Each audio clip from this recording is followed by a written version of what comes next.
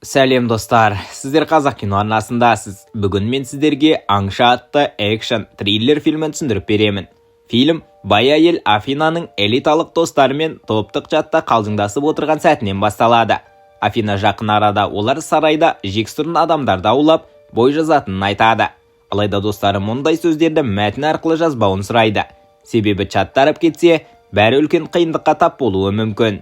Келесі көріністе Афина мен оның элиталық достары жеке ұшақта бір жаққа бет алып бара жатады.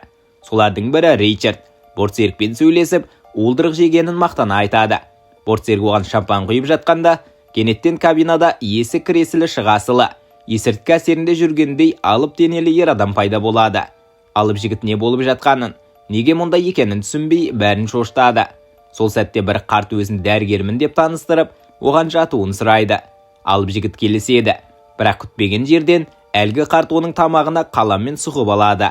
Қансырап жатса да, алып жігіт шампан бөтелкесін алып, қарттың басынан ұрады. Ол басқаларға да шабуыл жасауға тырысады. Бірақ осы кезде Афина арт жағынан сабырлы түрде жақындап келіп, өкшесін оның көзіне сұғып жібереді. Байқұс адам жан ұшыра айқайлайды. Кейін алып жігіт бір бөлмеге жеткізіледі. Ол өлер алдында соңғы рет көмек сұрайды. Сол бөлмеде тек Йога Пантс деп аталатын әйел ес-түссіз жатыр. Келесі күні таңертең Йога Пантс далада, аузына кісен салынған күйі оянады. Ол алыстан аузы байланған тағы бір әйелді, Кристалды көреді де оған айқайлайды. Бірақ Кристал елемей жүріп кете барады. Йога Пантс алға жылжығанда мұнда өздер ғана емес, бірнеше адамның байланған әрі абдырап жүргенін байқайды. Даланың ортасында үлкен ағаш жәшік тұр. Бірер адам соны ашуға тырысады. Кенет жәшіктен үстіне көйлек кигізілген, кішкентай торай шығып, бәрін селк еткізеді. Артынша әлгі адам жәшіктің ішінен қару-жараққа толы жиынтықты шығарады да, бәрі жабылып қару алуға ұмтылады. Осы кезде Йога Пантс кілттері бар тақтай тауып, соның көмегімен ауыздарындағы кісендерді ашады. Алайда дәл сол сәтте фильм күтпеген бағыт алады. Кенеттен алыстан біреулер оқ жаудыра бастайды. Көптеген адам сол жерде қаза табады. Йога Пантс тағы бір еркекпен бірге жәшіктің артына тығылады. Бірақ әйелдің басы бір сәтте ұшып кетеді. Қорққан ер адам қашпақ болып жатқанда, шұңқырда қазыққа қадалып тұрған әйелді көреді. Әйел ертең туған күні екенін айтып көмек сұрайды. Ер адам оны құтқарады. Бірақ олар ұзап үлгермейді. Ер адам минаға басып кетіп, сол жерде бөлшектеніп кетеді. Осылайша адамдар гранатадан жарылып, жебеден мерт болып, сұмдық өлімге ұшырай бастайды. Тек санаулы адам ғана тірі қалады. Бірақ олар әлі де үлкен қауіптің ішінде. 3 адам бір ғажайыппен аман қалып, қарт ерлі зайыпты басқаратын жанармай бекетіне жетеді. Олар қару кезеніп, қай жерде екендерін сұрайды. Қорқан қарттар Арканзаста екендерін айтады. Тірі қалғандардың бірі 911-ге қоңырау шалып, бәрін түсіндіреді. Бірақ оператор тым сабырлы болып, олардың орнын анықтап, жақында келетінін айтады. Күтумен отырған кезде бір қыз дүкендегі зефирді жей бастайды. Алайда ол уланған болып шығып, қыз сұмдық жағдайда өледі. Бұл қалғандарды қатты шошытады. Сол кезде қарттар қаруларын шығарып, шабуыл жасайды. Олардың да элиталық топтың мүшесі екені белгілі болады. Барлық тірі қалғандар өлген соң, қарттар мәйіттерді артқы бөлмеге тасып, іздерді жасырады. Алайда қарт әйел үйлену жүзігі бар бір ер адамды өлтіргеніне өкініш білдіреді. Бірақ күйеуі оны ата-бабалары қараларды құл етіп, езген нағыз құбыжық дейді. Шынымен бе? Жоқ, бұл ойдан шығарылған. Көп ұзамай рация арқылы оларға келесі нысана Сноубол келе жатқаны айтылады. Ол қарусыз, сондықтан қызықтауға болады. Көп өтпей Кристал дүкенге кіреді. Ал қарттар тағы да бейкүнә сатушы кейпіне енеді. Бірақ Кристал таңғы аларлықтай сабырлы, темекісін сұрап ақшасын төлейді. Ол ештеңе сұрамайды. Алайда қайтарылған ақшаның үстіндегі қанды байқап, қай жерде екенін сұрайды. Қарттар тағы да Арканзас дейді. Осыны естіген Кристал қарт әйелді ұстап алып, үстелге ұрып жібереді де, Арканзаста темекі $6 тұрады дейді. Ол қарт ер адамды соққыға жығып, мылтығын жұлып алады да атып өлтіреді. Кейін қарт әйелді де аяусыз атып тастайды. Содан соң Кристал рациямен мылтықты алып дүкеннен шығады. Сыртта жалған Арканзас нөмірлік көлікті байқап, астына орнатылған бомбаны көреді. Рациядан элиталық топ мүшелерінің қырғында талқылап жатқан әңгімелері естіле бастайды. Кристал қарт жұптың рацияға жауап бермей жатқанына элиталықтар алыңдаған түсінеді. Көп ұзамай олар барлау дронын жібереді. Кристал дереу жасырынады. Бірақ біреу дронды атып түсіреді. Осыдан кейін аңшылар өздерін біреудің тыңдап отырғанын ұғып, рацияны өшіріп тастайды. Арада сәл уақыт өткенде Тірі қалған тағы бір адам Герри пайда болып, Кристалға қару кезейді. Бірақ Кристал оған өзінің де ол секілді құрбан екенін түсіндіреді. Ол дронды атпау керек еді. Өйткені енді қаскүнемдер олардың нақты қайда екенін біліп қойғанын айтады. Герри өзін ақымақ сезініп, екеуі бұл тозақтай жерден қашып құтылудың жолын іздей бастайды. Көп ұзамай олар темір жолға жетіп, жақындап келе жатқан пойызды көреді. Бар күштерімен жүгіріп, пойызға секіріп міне алады. Вагон ішінде босқындар тобы бар екені байқалады. Герри өзін қорғау үшін мылтығын даярлайды. Босқындардың жетекшісі араб тілінде сөйлеп, кешірім сұрайды. Алайда Герри оларды элиталықтар әдейі қойып қойған актерлар деп ойлайды. Ол жетекшіні атып тастаймын деп қорқытқан сәтте, пойыз кенет тоқтап қалады. Бірнеше минуттан соң шетелдік сарбаздар келіп, заңсыз босқындарды пойыздан түсіре бастайды. Герри сарбаздарға бәрін түсіндіруге тырысады, бірақ олар оның тілін түсінбейді. Сарбаздар кетіп бара жатқанда, босқын жетекшісі кенеттен Герриді атымен атап, оның әңгімесіне ешкім сенбегенін жеткізеді. Сол сәтте оның да элиталықтардың бірі екені белгілі болады. Ол Герри мен Кристалға өзі тек рөл ойнап жүргенін, бірақ босқындар мен сарбаздардың шынайы адамдар екенін айтады. Бұл Герриді ашуын туғызады да, ол әлгі адамға тап береді. Екеуінің арасында жанталас төбелес басталады. Бір сәтте элиталық адам сөмкесінен граната түсіріп алады. Герри оны қағып алып, қарсыласының шалбарына тығып жібереді. Ол Кристалмен бірге қаша жөнеледі. Әлгі адам гранатаны шығарып үлгермей, тура жан тәсілім етеді де, денесі быт-шыты шығып кетеді. Осыдан кейін Герри бірден қашып кетеді. Ал Кристалды сарбаздар ұстап, босқындар лагеріне алып барады. Сол жерде ағылшынша сөйлейтін қолбасшымен кездеседі де, өзінің Хорватияда екенін білгенде қатты таңғалады. Кристал бастан өткергенін түгел баяндап береді. Кейін олар тағы бір адамды, Донды әкеледі. Ол да осыған ұқсас түрде ұрланып, аңға түскенін айтады. Қолбасшы ақш елшісіне хабарласып, екеуін елге қайтаруға көмектесуге келіседі. Біраз уақыттан соң ақш елшілігінен бір ер адам келіп, Кристал мен Донды алып кетеді. Жол бойы олар болған жайттың бәрін айтып береді. Елшілік өкілі қатты таңғалып, элиталық қылмыскерлерді табу үшін барын салатынын айтады.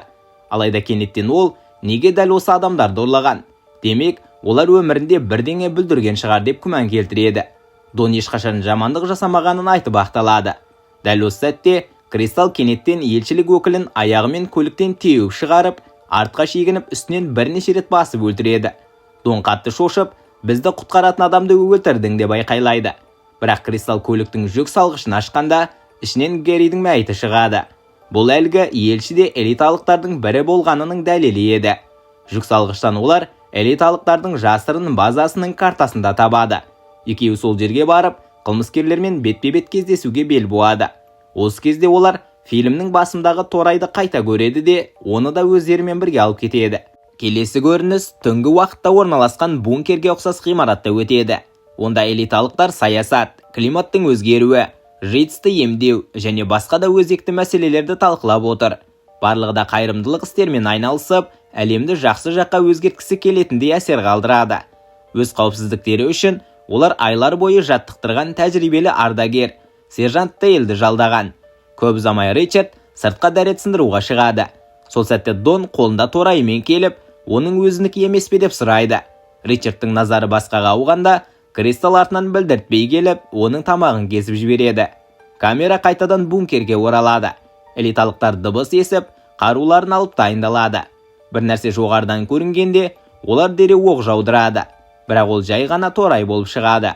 Бір әйел жазықсыз жануардың өлгенін көріп есеңгіреп қалады. Дәл осы сәтте Кристал пайда болып, элиталықтарды бірінен соң бірін қиналмай-ақ өлтіре бастайды. Олар барынша қарсыласқанымен, бірігіп әрекет етсе де оған шамалары жетпейді. Көп ұзамай Дон жоғары қабаттан келіп, Кристалдың бәрін жалғыз өзі жайратып тастағанын көріп аң-таң болады. Сол кезде ол мылтықты қолға алған сәтте басқа жерде жүрген Афина рация арқылы сөйлеп, Доннан Кристалды өлтіре алған алмағанын сұрайды. Осы сөзді естіген сәтте Кристал Донның да элиталық топтың мүшесі екенін түсініп, шошынады да дереу оған қару кезейді. Дон өзін ақтауға тырысып, жазықсыз екенін, рация арқылы сөйлеп тұрған адамның кім екенін білмейтінін айтады. Бірақ Афина рациядан рөлді доғар, Кристал бәрін біледі деп тіл қатады. Дон бәрін жоққа шығарғанымен, Кристал тәуекелге барғысы келмей, оны атып өлтіреді. Содан кейін Кристал өлім аузында жатқан сержант Тейлге жақындайды. Екеуі қысқаша әңгімелеседі. Сол кезде Кристал бұрын әскерде қызмет етіп, Ауғанстанда соғысқанын айтады. Дейл оның жеңгенін мойындап, үйіне қайтуын өтінеді. Бірақ Кристал бас тартып, рацияда сөйлеген әйелдің қайда екенін сұрайды. Алғашында Дейл қарсы болады. Оның айтуынша, Афина 8 ай бойы арнайы дайындықтан өткен. Оған қарсы тұру мүмкін емес. Алайда Кристал оны азаптай бастағанда, Дейл ақыры Афинаның мекен-жайын айтып береді. Осыдан кейін Кристал оны атып тастайды. Қазіргі уақытқа оралсақ, Кристал Афинаның үйіне келеді. Афина оны күтіп отыр екен. Рация арқылы сөйлейді. Ол Кристалға мылтығын пошта жәшігіне қалдыруды бұйырып, содан кейін ғана үйге кіргізеді. Үй ішінде екеуі алғаш рет бетпе-бет кездеседі. Кристал одан мұның бәрін не үшін жасағанын сұрайды. Афина өмірінің бір әзілдің кесірінен қалай күл талқан болғанын айтады. Оның айтуынша, интернетте жек көрушілік таратқан адамдар дәл Кристал секілді жандар. Афина Кристалдың өмірі жайлы бәрін білетінін айтады. Оның 12 жасында мектепті тастағанын, әкесінің полиция рейді кезінде есірткі бизнесі үшін өлтірілгенін, ал анасының көп ұзамай дозадан қайтыс болғанын тілге тиек етеді. Алайда Кристал мұның бәрін жоққа шығарады. Ол Афинаны мазақ еткен адамның өзі емес екенін, туған қаласында дәл сондай аты жөні бар басқа ел барын түсіндіреді. Сондай-ақ анасының тірі екенін, ал әкесі ешқашан есірткімен айналыспағанын айтады. Бірақ Афина оған сенбейді де, екеуінің арасында жойқын айқас басталады. Басқа элиталықтардан айырмашылығы, Афина өте шебер жауынгер болып шығады. Ол Кристалға лайықты қарсылас болды.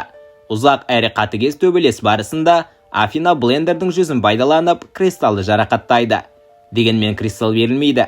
Қарсыласын құшақтай ұстап, сол жүзбен бірнеше рет соғып алады.